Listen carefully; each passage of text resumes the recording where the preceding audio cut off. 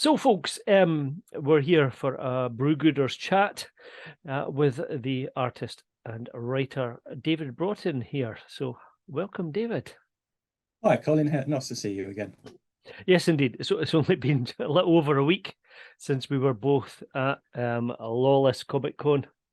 Oh, and, yes. And indeed, that's where we first met, just over a year ago. Yes. Well, face to face anyway. And you're no stranger to the show, the Brewgooders podcast. You have been on before, but and last time you did talk about Shaman Kane, which is, well, you've got your banner there in the background, Yes. and of course I've got issue number 9 right here. So do you want to tell us a wee bit about Shaman Kane? Kind of, it's obviously we're issue number 9. How did that come about? And for people that haven't picked up this comic yet, tell us a wee bit about the character and the kind of things that happen in the stories.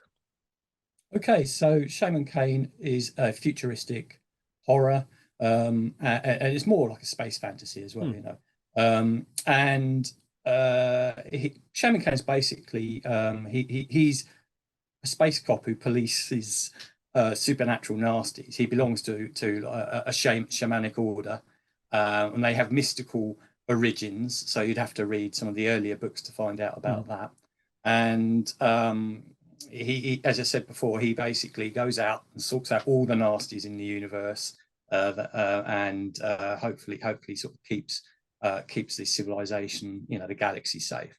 At the moment, the first 6 books covered. They pretty much had self-contained stories in each book, and the first 6 books then covered like self-contained stories, but there was like an overall plot arc which ended for the time being maybe on book 6. And from book 7 we've now started a new plot arc, and Shaman Kane is now starting a new life on the galactic rim. He's not part of the Shaman order at the moment, so you'd have to read the first 6 books to find out. But that won't stop you enjoying books 7 to 8 7 to 9 if you come in on those. And as you just pointed out, I've just launched book 9 at Lawless, and book 9 it sort of like gets straight to the action, as you can see with the cover. And Kane is on a rescue mission for the daughter of one of the council members for the city he works for at the moment, on a planet on the galactic rim. And he's having to go up against a particular nasty, a very evil necromancer. Yeah, you said that you get right into the action, and I think that's true of all the Shaman Kane books that I've looked at. You do right into the action, kind of page 1, very little kind of, stop for breath. Once you turn over that cover, you're straight into a bit of space combat here. With his ship, Save One, is that right? Yeah, Save One. It's got that fantastic huge like cannon thing on it there, and he's up against pirates right away from page 1. So yeah, thrown right into the action.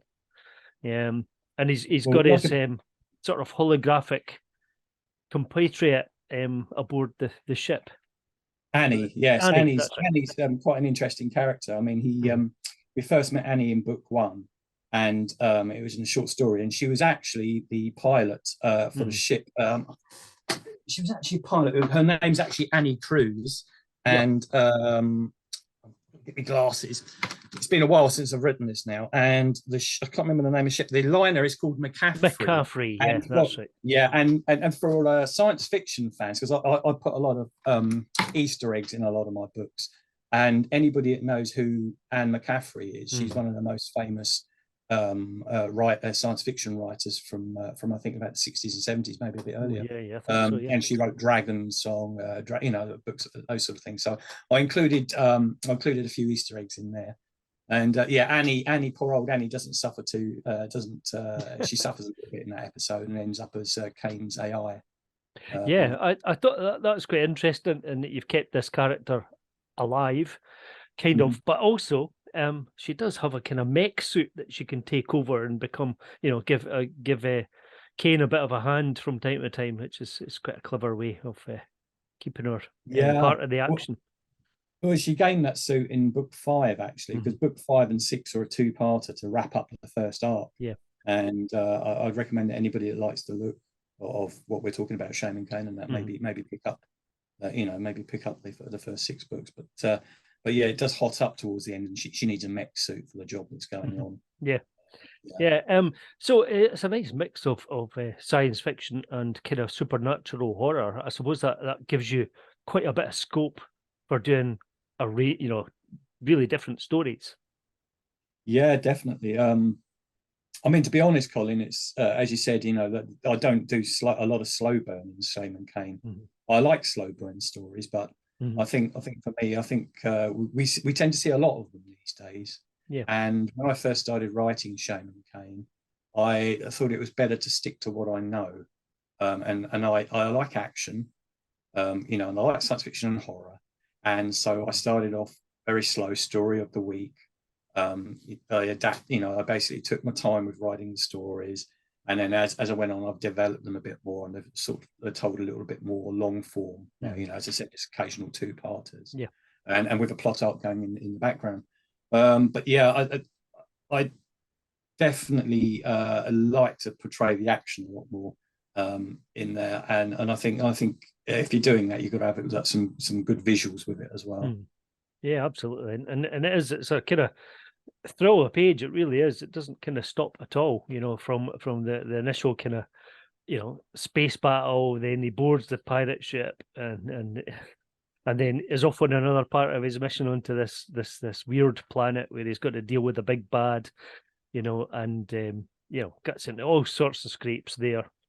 Yeah, it's kick. Well, not too much spoilers,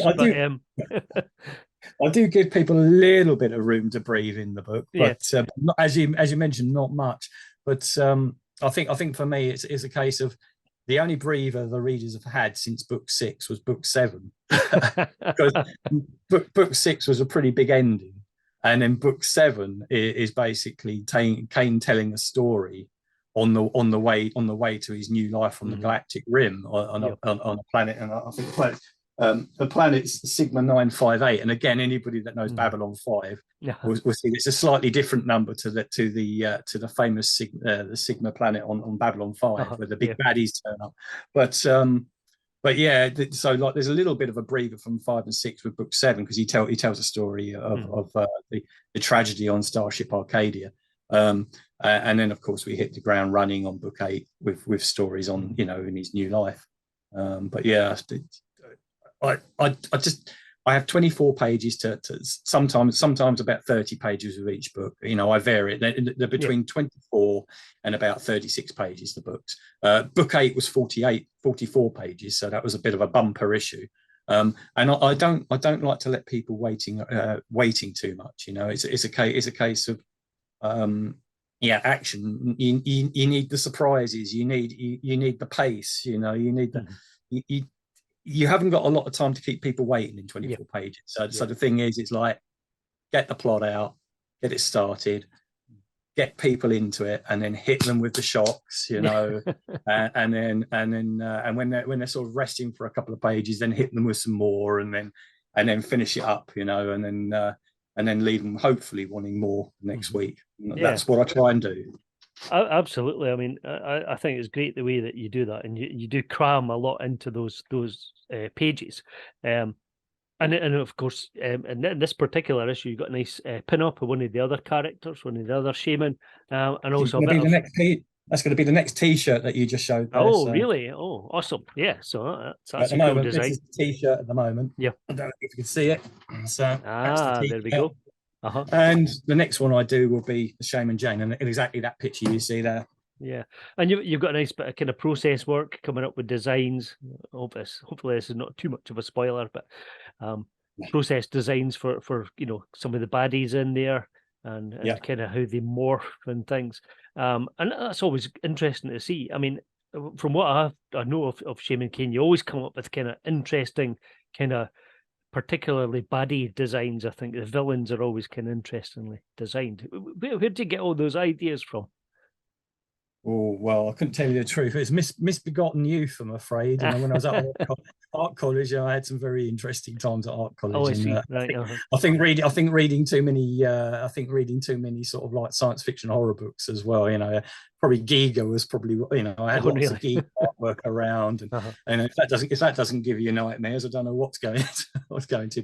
But no, I mean, I was fully into when I was at art college in the 80s.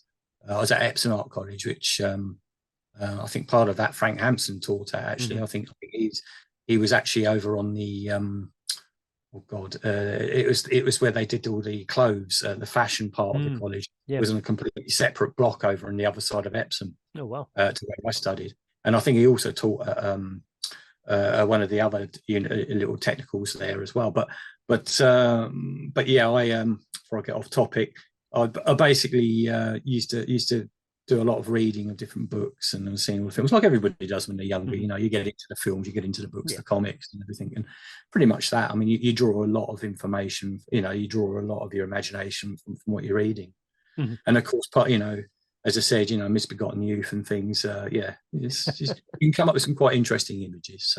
But I wouldn't recommend it to it. Oh, that's good to know. Yeah. So, Shaman Kane, how long has it been going? When did you start with this character? Well, I was sort of I was looking for as I said, I'm really into science fiction and horror, and as a lot of reviews for Kane mentioned, I'm a big fan of 2000 AD, and there more when I started Shaman Kane, there was a visual similarity with one of their characters, Strontium Dog. And of course, I'm a big fan of Carlos, John, and Strontium Dog. Yeah. But I think as time's gone on, it's a case of I always wanted Shaman Kane to be his own character. If you want to do like a science fiction horror with a lone figure in a shadow, in a shadowy group policing entities, you're always going to be compared to somebody. I mean, you look at any American character and their competitors have characters that look similar, and so it's hard to get away from that sort of thing. But I think as a few of the reviewers reviewing my latest books have said, he's his own character. Yeah. He's fighting, he's a magic user. He's also a shaman, so he's in touch with his surroundings, and you'll see that in the later book. Yeah. In probably book 13 or whatever when I get to it.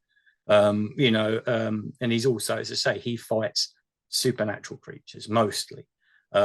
So yeah, that's what I wanted to do. I was doing. I sort of got back into comic books. I had about 15 years off trying to get in.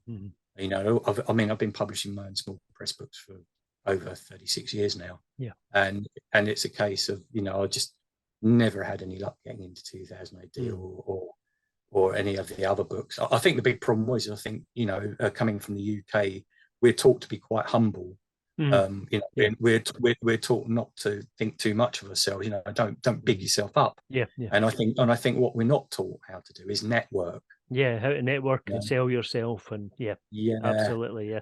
And at art college, we were taught lots of interesting art schools, but we weren't taught how to network. And of course, I being brought up to basically not be arrogant, and not to be humble, although I'm sure some of my friends would say different.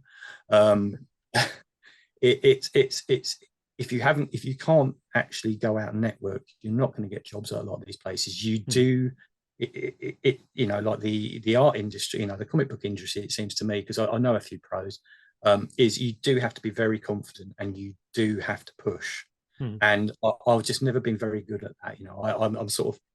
I sort of like to get, sit in the background and get the work done. And so after about 10, 15 years of sort of not doing comic books, it came to a period about 2010 when I decided I wanted to have another go again.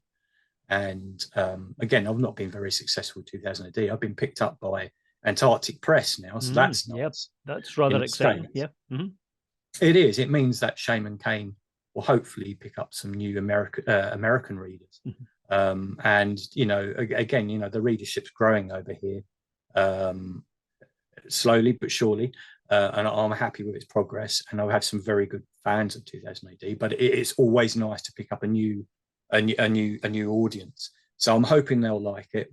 You can't guarantee these things, and I've got a couple of years worth of stuff to put on there, so as long as Antarctic Press want to publish them, I shall be pushing them out there and that. but yeah, I just wanted to get back into publishing comics again, and I think one of the biggest things that has happened in the small press industry in the last 10, 15 years is the fact that we now have printers like Stuart Gould, Mike Gould, my printer that I use a lot of, and there are others out there that basically specialize in small press. And up until about 10, 15 years ago, we didn't have that.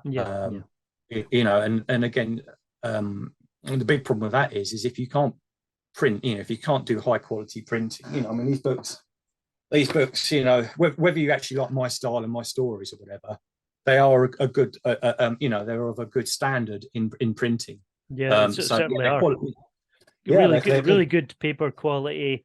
You know, a thicker, heavier cover. Colors are just great. They really are superb colors that just absolutely leap off the page. So yeah. Well, that's another thing, Colin. I mean, in the last 10 years, sorry to cut in, you know, the printing technology has become so much easier. I mean, back in the 90s, you know, everything was still done with photography and that. I mean, one of my earliest books, Hard Vacuum, which I put out in 1993. I don't know if I have a copy here. I actually have to put a warning with it because it's some of it in there is a little bit, you know, with sensibilities being a little bit tender sometimes for some people. But that was one of my first ones, and I did that in 1993. I mean, I put out. I think my first book that I put out was in about 86 on my own. As you can see, there's a slight hologram on that. Can you see the hologram? Oh goodness, yeah. That's a flat 2D 3D hologram. So technically, this Hard Vacuum is probably, this was put out in 93. I don't know of any other small press books that had a flat 2D 3D hologram on it.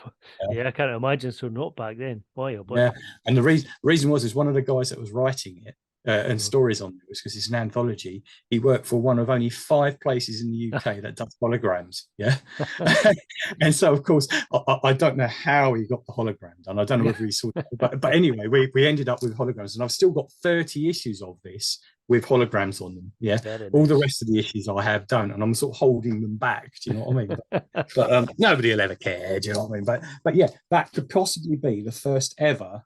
Yeah, and again, if there's people out there that say different, 1993 this was published, possibly the first ever UK in small press, you know, independent book that had a hologram on it. So that's a very cool thing to have, and to have 30 copies of it. Yeah, well, we did have more stickers, but unfortunately they went missing due to, you know what it's like when you're all young and you're all arguing about who's going to get what, and or suddenly the stickers went missing. You know, it was like lead guitarists in a band. You know. So of course, it takes a little bit of age and wisdom for everybody to calm down a little bit more. So yeah, for can't sure. say as I've got there yet. So you've been in the small press game for quite some time. Yeah. So much so that you know, you were involved with this right from the start, I believe. So Dave Evans sadly passed away a couple of years ago, and this book was put together and officially launched at Lawless just over a week ago. Yeah, well, as I say, I've worked with Dave on Zarjas for about 11 years. Yeah. So I started about end of 2010, I think it was 2000. And I've told so many people this, so sorry if they've heard it before, but I think I've done about 30 scripts for Dog Breath and Zarjas, and way over 250 pages. And Dave was my editor. You know, he was my first editor. He was a great editor. And more than that, for a lot of people, he was a friend. You know, I'd actually ring him up and talk to him. And we'd talk to each other about stuff. So when Ed and Alan, who put together the Bolt 01 a tribute annual that you just told him there, asked me that Lawless last year, it was still too raw for me, Colin. Yeah. I thanked them both and sort of like.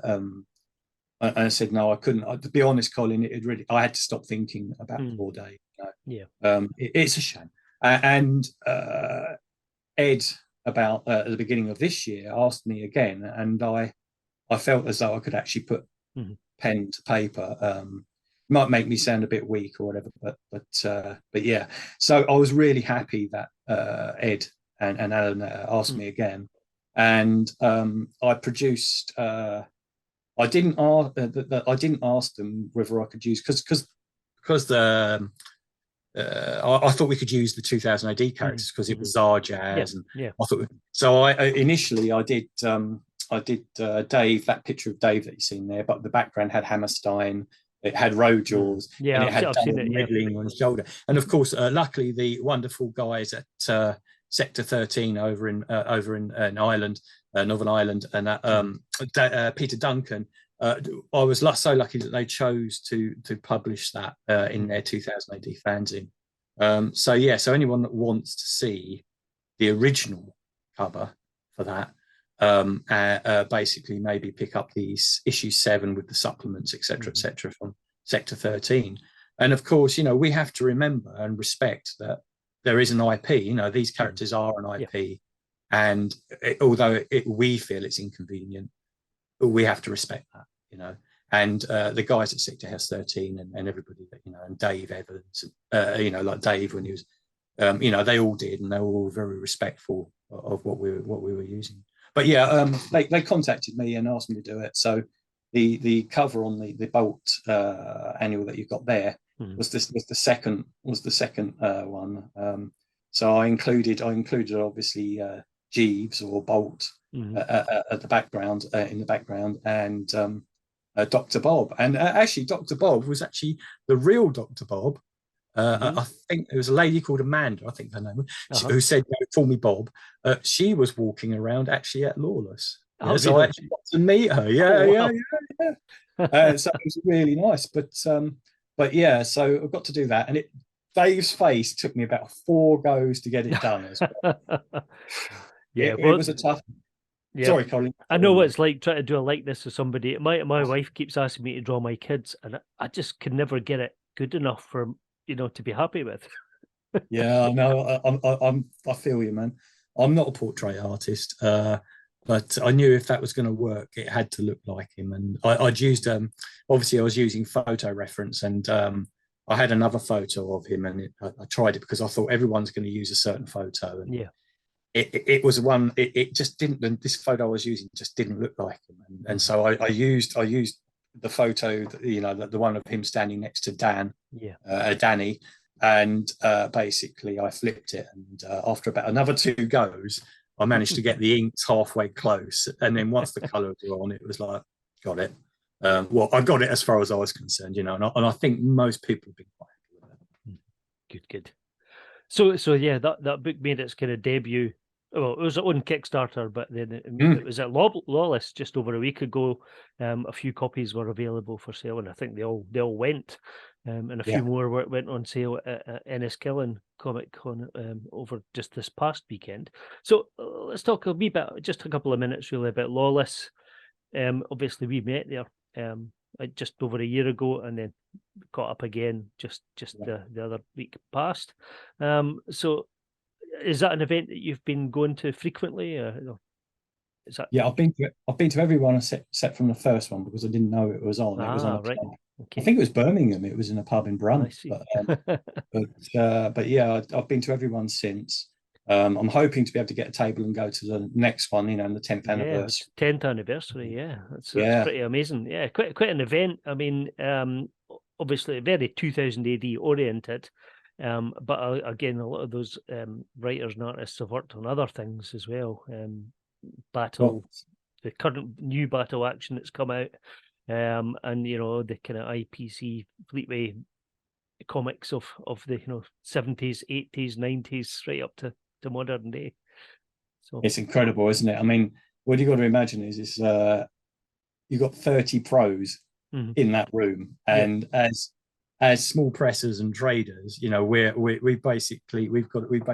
the next room, and of course, everybody's up against. I mean, like last year, it was there was about a similar number, and of course, you just know that it's a case of we're in the room and we're trying to sell our wares as well and try and get our little books out and our IPs going and stuff, and of course you've got some amazing talent in our room, but of course you've got 30 pros who are top of their game in their room.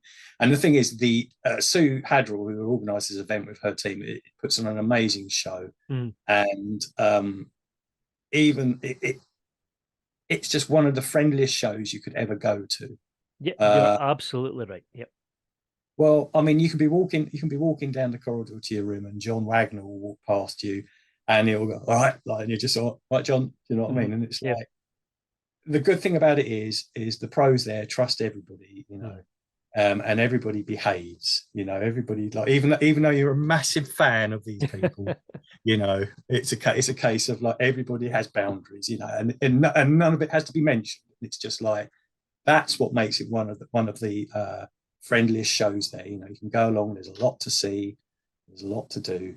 And the evenings in the bar and that are normally a good laugh as well. Fortunately, I couldn't make it this time. I was invited to dinner, but it was really good. You know, Italian or whatever. But I meant to get back a bit earlier because I enjoyed it. I enjoyed our chat the year before, and, you know, on the table and that. And I think I should have stopped drinking a lot earlier. Such a good event. I have to say that it's the only comic convention I've ever been at where the guests outnumber the vendors. Yeah. You know, there's about 10 vendor tables and about 30, you know, superstar guests, you know, I know, amazing stuff. And that's a great ratio for me, you know. Yeah, well, imagine trying to sort of, because as a small presser, obviously I have to make my money back. You know, a lot of people put an emphasis, and I think this is important too. A lot of people that put an emphasis on, like, if you're publishing your own stuff as small press, don't get too bent out of shape about making money all the time. However, if you don't have a lot of income and you need the money to be able to print your next book, then obviously you do have to watch what you're spending, and you do have to try and make some of the money back, so as you've got the money to print the next book. So, you know, I think it's sage advice. Yeah, don't get bent out of shape if you can't make all your money back. However, if you're trying to put stuff out on a regular basis, you do have to sort of like manage. You know, I do have to manage my money a little bit better and try and make sure that, you know. And of course, Lawless is one of the events. It's a great event, but if you're a small presser, you do have to think about what you're selling and what you're doing.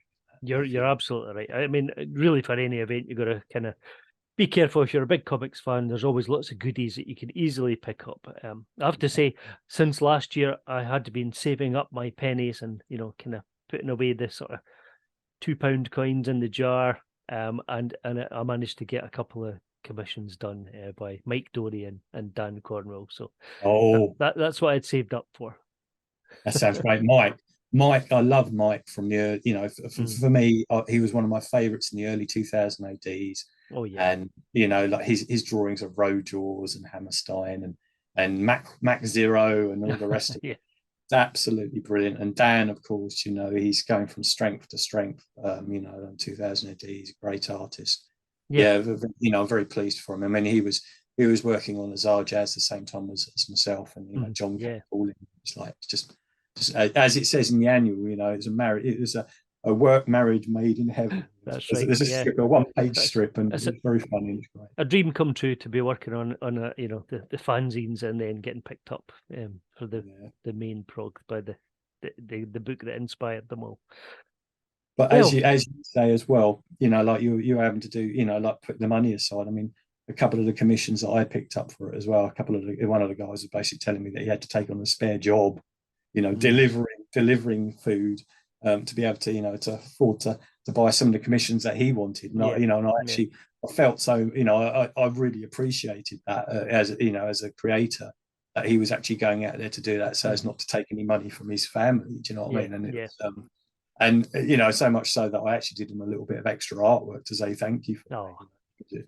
I know in a way I'm bigging myself up by saying it, but the point is that, you know, when you're in, you know, you're doing this sort of thing and people do tell you these things, it does tug your heart a little bit, and you do feel as though, you know, it's a privilege is the wrong word. It's a joy to be able to draw. And if people actually want to buy your work, you know, I can't say that I'd do that all the time, but it was a case of, I thought, do you know what, I'm going to do them a little bit of extra artwork to say thank you. Very decent of you. Yeah. Well, we try, don't we? But we try. But at the moment, this is the one I'm trying to sell at the moment. So this is the one. Just to sum up in the last few minutes, absolutely, get out and find Shaman Kane. If you want to tell people where they could pick that up. Okay, so I'm on Facebook. I mean, just put my name in on Facebook. I actually have to read it off quickly because I can never remember. So my email is dbroughton@hotmail.co.uk. That is the easiest way to contact me. Just email me, say you're interested, and I'll give you a quote. I don't expect anything. Do you know what I mean? If you ask for a quote and then you're not interested, or you go away or you can't, that's fine. You won't get any hassles from me. But on Facebook, I'm at symbol Dave Buss, all one word, 1966. On Instagram, I'm Dave Buss 1966. And as I say, most of my stuff, you just ask me for a quote for it, and I'll give you a quote. This one at the moment is you can get it full UK post, second class UK post only. It's £8. That covers the packaging and the PayPal fee because I use PayPal. If you buy more than one book, I tend to do a sketch. I do a little A5 sketch that goes with it. I tend to give one even if you buy one book. I'll do one. They tend to be pre-drawn because basically I don't have a lot of time to do a lot of sketches. But if you ask me and it's not too complicated, if it's just a head, I'll do something because I like to keep people happy in that as much as possible. I'm going to be starting to draw books 10 and 11 soon in about a week's time. And I've got to get those done in about 4 to 5 months to meet up with the Antarctic Press publishing deadline. Yeah. So you should see, the Dave Gibbons Watchman chart that he did. So as he had his work scale, I've got one of those at the moment. Right. to get 48 pages done as very quick as organised. Possible. Colour. Yeah. It's going to fail somewhere along the line. It's not. I'm going to give it a go, but yeah. There's nothing like a deadline, is there? Oh, mate. As I say, what was it? War, best laid plans of war go wrong within the. I can't remember the exact saying. But it's like all the best plans go wrong. But yeah, for sure. Well, thanks so much for joining us again, David, and it was great to see you again at Lawless. So best of luck, and let's see you breaking America. I hope so, Colin. Thanks for speaking to us, and I'll see you again soon. And I hope to see you at Lawless next year as well. And thanks for those as well. Enjoying those. You're very welcome. Cheers. Yeah, I'll have to ask you some questions about that next time I see you. Okie doke. All the best, mate. Bye-bye.